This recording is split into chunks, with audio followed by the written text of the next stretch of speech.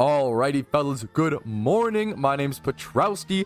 Welcome back to the PokeMMO stream recap, your daily source of tips, tricks, information, PokeMMO stuff, what the community is discussing, upcoming events, and we do have some upcoming events. Let's just jump straight into it. I'm at this beautiful little location over here at Bellchime Trail over on the Iron Man account. I'm going to be hard hunting for Entei today. It is the final day for Entei, so it's my last chance, okay?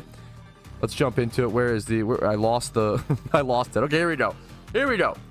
Let's rewind. Okay, over here. First things first, Shiny War leaderboard. Let me refresh to see if anyone's gotten any shinies. Shiny War leaderboard, dude, look at the points. It's getting close. I'm rooting for Field Team 7. I want Field Team 7 to take the lead. A lot of good gamers are in there, but I'm all up for the competition. And I you know, if ETG starts to push or take the, like, they fucking earned it, you know? Like, that's what, it's one of those things. Yeah, I want Field Team 7 to win. I'm rooting for them. But at the end of the day, I want the best shunners to win and the most consistent shunners and just whoever's the best. That's what Shiny Wars is all about. And look at ET. They are fucking climbing, dude. They've been like, at like not 2 weeks ago, about like a week ago, they were like 500 points behind and then 400. And now they're like 350, right? Or 300. They're 300 points behind only. 300-ish, 320-ish. Dude, they're 310-ish. They're coming back. It's exciting. I much as I want Field Team 7 to win, a lot of love and respect to ETG. You guys are gaming, dude. It is really impressive. And I'm excited to see how it plays out, man. But yeah, it's a comeback. They're fighting, dude. Everybody in the Shiny War is hungry. I've been saying it, man. Everybody's hungry, dude. And it's beautiful to see. Shiny War is where a lot of people prove themselves. It's where a lot of new players and unknowns make a name for themselves. And it's a beautiful environment. It's really cool to see through all the good and bad, right? All right, so shout out to the Shiny Wars competitors. You're doing great. Keep it up, kings and queens and people of royalty. Moving on, catch event, the 2nd of August. There's this catch event coming up for starter Pokemon. It's a Pikachu catch event and Pidgey and Rattata over at Route 1 in Kanto. Let's do the date. It's at 3 p.m. ET on the 2nd of August. So it's coming up in about 2 days or so. The first place prize is a gift, Charmander, Bulbasaur, or Squirtle. Not shiny, of course. It'd be a little too to be true. Your choice of nature, 4 moves, and 6 selectable IVs. Right now is the best time to get free RP. Also, the fact this is on Route 1 in Kanto, it's just so accessible to everybody, which is beautiful.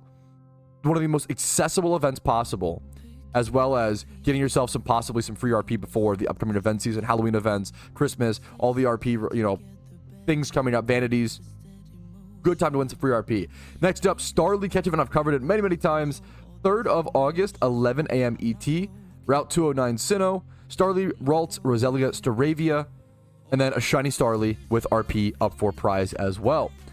Next up, I thought this was an interesting discussion. I don't even know if I super agree with it, but I think it's worth discussing because I've had some bad experiences as well. You know, having people rage quit or leave PvP games, something that I really don't like. But the problem is, once again, this is a good example of I don't know the solution here. I'm just bringing up the discussion. I'm not a PvP player. I don't actively play. I don't have a strong take on this. I'm not actively involved in that part of the game. I think it would be out of my depth to have a strong take, okay? But I think it's worth bringing up discussion and acting as a hub for those who are PvP players and do want to weigh in and give their discussion and give their takes. Shiba says, hi, currently if you leave/rage quit a PvP game, you let your timer run to 0, you'll be prevented from queuing up in for an hour. I didn't even know that. That's awesome. In my opinion, I look at that because it sucks when people, you know, rage quit or leave or whatever. The issue is that this timer starts immediately even if you're offline. Just like in many other games when you're AFK, I think the punishment timer should only be running when you're online. In other words, you need to spend an hour in game for this to be lifted. I don't even know if I agree with this personally, but like, you know, not that my opinion weighs in the most here. I don't think a proper deterrent to prevent players from going AFK. As a non-PvP player, I think a 1 hour even offline timer is plenty. I think a lot of times timers like that are meant for you to like cool off and take a second to like de-tilt. That was the case in like League of Legends, for example, like that sort of thing. At least that's to my you know, understanding. Even though it is supposed to be a punishment to some extent. I think it's up for discussion. Now, the biggest thing is, yeah, what if your Wi-Fi randomly disconnects? I think being an hour offline is totally, exact. That's a great point. I think an hour offline, totally fine, totally reasonable. One of my biggest annoyances when playing PvP is I had this happen. This happens in randoms a lot because there is a little bit more RNG in randoms for sure inherently, right? I think it's still a very skill based format, but there's a little bit more random RNG involved, and people didn't like that. The amount of times I would like crit my opponent turn 1, or if I like set up with a Mon and they let me set up and they just lost by like turn 3, if your opponent quits, I think before turn 5, you just don't get any rewards or like any elo or some shit. That sucks. That was really annoying to me as a casual PvP player.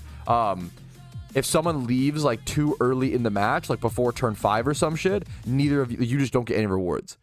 If I recall correctly. And that sucked. Grinding on the Iron Man, grinding for PvP rewards. That was the biggest pain in the butt. Maybe I'm misremembering, yeah, but that was a big...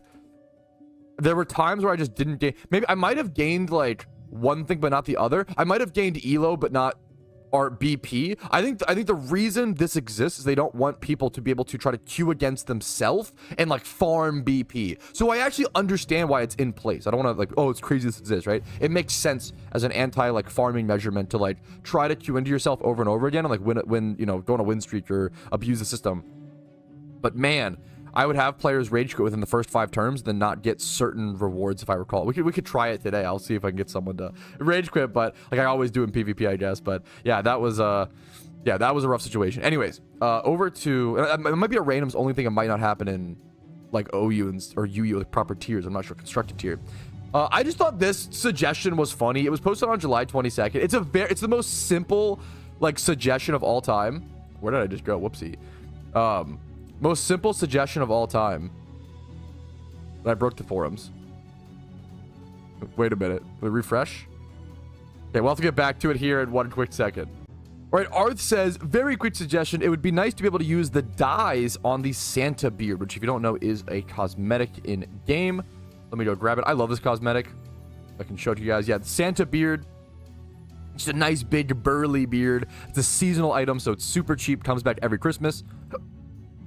And so I thought this reply is so correct, but it is funny. It's called Santa beard. Santa's beard is always white, so it wouldn't make sense. He's kind of not wrong, but also like maybe we could just change the name of the beard to like big burly beard. Maybe we could create a new beard. I kind of agree with the idea of more. I think more hairstyles in general, whether it's facial hair or not, is a big thing I push for in PokeMMO. We don't have a whole lot of hairstyles in game. Kind of a, you know, is this really a problem we need to like put our massive concern into? I don't think it's a hot button like, oh, hot fix it type issue, but customizing your character and being able to properly express yourself is a very important part of MMOs and a very big part of the end game. Vanities and having stuff like that is really fucking beautiful. What if they just add a new vanity called not Santa's beard? I mean, I think that would be the best meme of all time. There you go. Exactly. The ponytail, that was one of the first, and obviously it's not really for me, but that was one of the first. They're you know, one of the first new hairstyles we've seen in a long time. I was really happy when they added this. I think it's, you know, not my style, but I respect it, dude. Something my wife plays Pokemon, and something she talks about how is there's not really a whole lot of vanities for female characters. There's not a whole lot of options. Or another big one was the earrings. The idea of possibly making the earrings like a different slot or having multiple. I think a lot of people have talked about for a very long time having multiple different slots for different facial things, like maybe like an accessory slot, because right now you can't equip. I believe you cannot equip a hat. You can't equip a hat and the earrings. The earrings count as a hat, which, you know, I'm no fashion expert, but that's a tough, you know, thing to sell. I know on my main account, I love the vampire fangs. Vampire fangs are a really cute little cool, one of the more expensive vanities that I actually like. They're just really dumb. They're like 2 small pixels. Are there none on the market right now? No way. I'd have to hop to the main account to show you guys, but they're just like dumb little, you know, dumb little thing. And what about holly hair clips? Holly hair clips are here. Okay. These count as a hat item, as like vampire fangs, 2 little teeth count as a hat vanity, if I recall correctly. So you can't have teeth and then also a hat. And I would love a very small little thing. I would love to have like I think a face slot. I guess we do have a face slot. Huh. And beard works as face slot, right?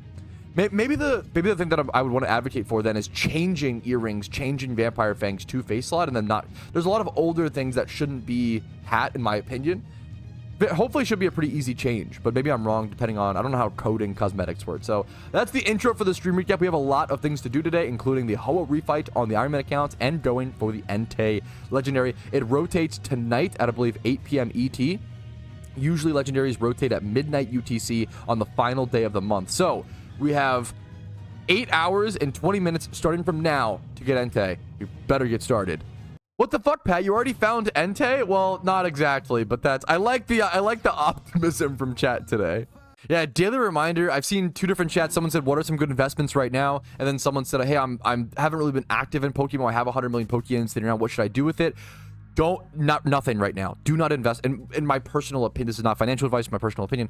Please do not invest in PokeMMO right now. It's early items. For the most part, everything's just going to go down in the upcoming months or stay the same.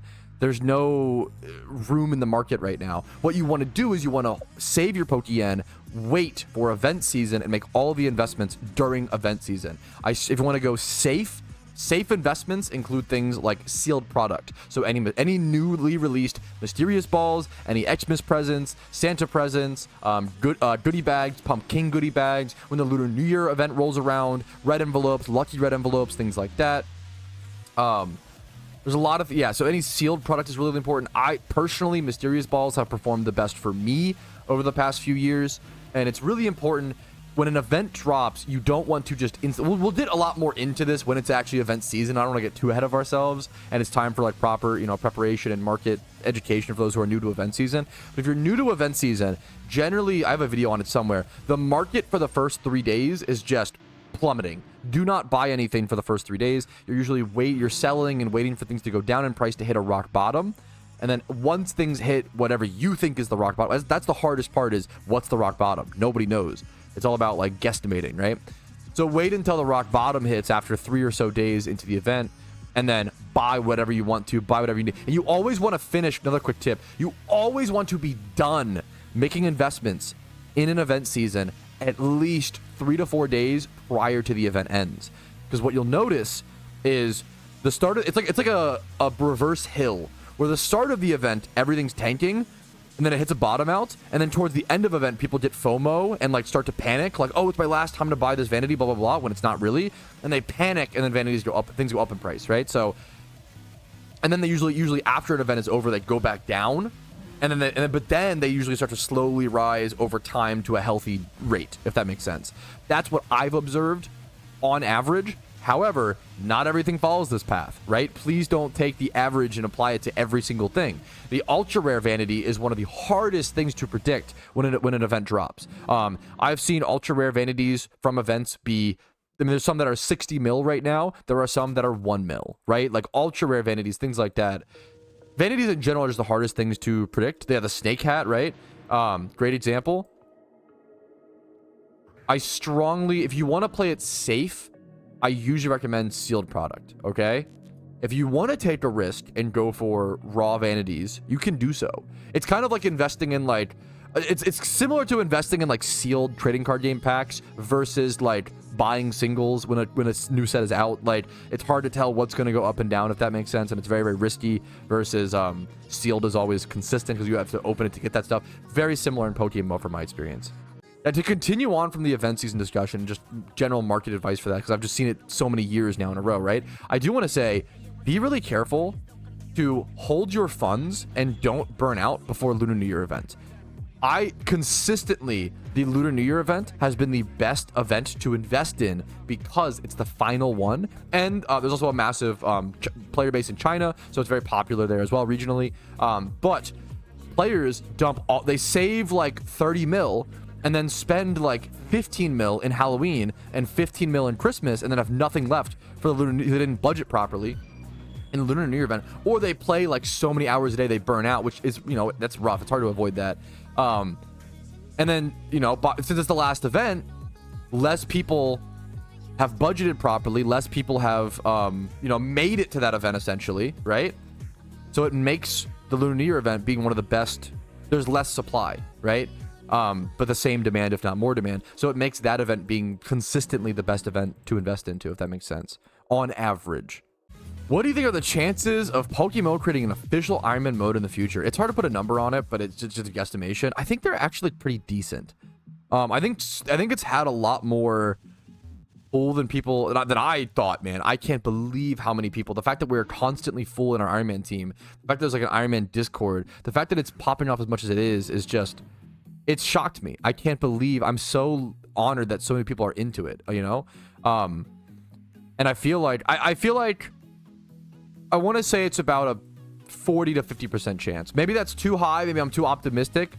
I think it's about a 40 to 50% chance that an Iron Man official mode gets added at some point. But that might take 1 to 2 years. You know, that's what I would say. This is actually an interesting question that brings up an interesting like part of PokeMMO shiny hunting. Someone said, Pat, do you think if you were to find shiny Entei here, would it possibly warrant your biggest reaction? And at first you want to say yes, you know, an Iron Man shiny Entei. Would it be my biggest reaction? I don't think so. And let me explain why. I think the biggest reactions in PokeMMO don't come from the rarest things. They come from the things that you've worked the hardest for. I think that my Cranidos will remain my greatest reaction / biggest reaction because I spent 17 months obsessing over it, right? If someone went 3 years dry for a shiny Maril, even like a really common, like that will mean way more to them, in my opinion, than like a super rare shiny they accidentally stumble into. I think accidentally something, there's like a shock element, and that's really cool, but it's like great. It's more build up, right? When you wait years for a shiny, there's that build up and that like expectation that gets met, and it's that I think that creates for a better feeling. The longer you go for something, the more increased the feeling will be versus a shock, like unearned or not to like call it that, but like a shocked out of the blue super rare situation like a shiny Entei. It's a great question that involves like the psychology behind shiny hunting, in my opinion. I'm sure a lot of people know this, but I've seen a lot of questions about it. It's a great thing to like just PSA about. You can now check whenever you want to your shiny rate in PokeMMO. So right now, obviously the base rate is 1 in 30,000, but everybody has a wild encounter buff of the shiny war charm. So you can just click your encounter counter, and it will say wild shiny rate 1 in 27,000. You can just straight up see your shiny rate. And if you pop shiny charm, pop donor status, it will also adjust this. You can always actively see your in-game rate without having to do your own math, which is nice, man. It's good convenience. What are mystic watches for? I'm having trouble finding the purpose. Great question. That's an item that doesn't pop up a whole lot nowadays. I have a timer on my phone going off for my toasting sandwiches. Mystic watch, for those who don't know, is an item that resets the cooldown on the Darkrai summoning orb. An ancient otherworldly looking watch used to reset the cooldown of a summoning orb consumed upon use. So you have to look how cheap they are. 30k. Wow. They were like hundreds of thousands back when they released. Mystic watches are used to make it so you can respawn your Darkrai instantly, if that makes sense. It also upgrades the Darkrai slowly. The more Mystic watches you use, it upgrades your Darkrai up until a certain point. All of this only matters if you even have the Darkrai summoning orb, which is the only summonable, temporarily ownable, uber legendary Pokemon in PokeMMO. It's a great question. I don't hear a lot of people talk about Darkrai or Mystic watches anymore. It's a great question. This is a good question. Someone said, PokeForce developer said, if you wanted to make a quest for a PokeMMO, what would you want to happen? My brain goes to, do you know, is it a small favor in old school RuneScape? There's an infamous quest in old school RuneScape called a small favor, I believe. And it's all about how like, yeah, it's called One Small Favor. It's all about how, like, you start the quest by, like, talking to a dwarf who's like, hey, could you get me a beer? Go ask Stacy. And you go and talk to Stacy, and she's like, yeah, I have a beer. I'll give it to you if you get me a rope. Go talk to Timmy. You go and talk to Timmy. He's like, yeah, I have a rope. I'll give you the rope if you go get me a cactus plant. And then it's basically this long chain of, I love the idea of, like, I feel like that would work really, really well in Pokemon, where it's like, someone wants a specific item or Pokemon, and you have to like keep catching Pokemon to get to the next person. It's kind of like it's basically just long, like a one long fetch quest, but it has good humor and good like funny elements. I think it'd be really cute to have a play on One Small Favor in a Pokemon MMO. Personally, that's what I think of. I'm not good at quests. I'm not good at writing quests. I'm literally just copying RuneScape. So keep that in mind. I think that'd be a cute little good insert in a Pokemon MMO. Bro, is GTL pretty dead, or am I crazy? No one's buying shit. This is the quietest time of the year on the GTL. The reason, well, for most things. Some people might be last minute prepared raid Pokemon, but right now everybody's saving their Pokeyen. It is currently saving time. People aren't investing. People aren't like buying things. Like people aren't shiny breeding. Everybody's saving their Pokeyen because event season's coming up, right? The Halloween event is most likely coming up on October 31st. So everybody from this point forward, usually 2 to 3 months out in advance, starts saving their Pokeyen as opposed to spending as much. So it's a bit harder to get sales. I wouldn't say dead. It's kind of extreme, but it wouldn't surprise me if it slows down for sure. You should expect the market to slow down around this time of year and look to be holding more pure Pokeyen, holding more yen as event season approaches. Most people try to save up 20-30 mil before event season and then budget out like 10 mil per event. There's usually 3 events: the Halloween event on October 31st, the Christmas event usually on December 25th or 26th or so, and then the Lunar New Year event on whenever the Lunar New Year event is for this upcoming year. It changes every year. So yeah, just save up yen, keep an eye out for that, and hopefully that makes sense. This is a great quick question. Someone said, how do I get the 8th incubator? It's probably the red refight that you're missing, but we could be wrong. I believe it's 5. I can go double check the forum post. 5 incubators, permanent incubators, 1 from each storyline, and then you get 1 from the Ho-Oh refight and 1 from the red refight. Let's see. 5 incubators are given when the player first meets the daycare of each region, and then you also get 1 incubator after defeating the Elite Four. So 6 incubators for storyline runs, essentially.